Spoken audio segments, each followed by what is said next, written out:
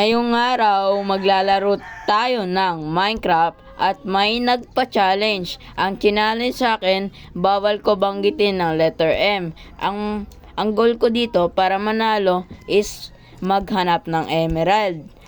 So, let's go. Kailangan ko nakahanap emerald pa para nanalo sa challenge na ito. So, let's go! Nagsinula ako sa putol ng puno at para nakagawa ng crafting table sa laro na ito at para nanalo tayo.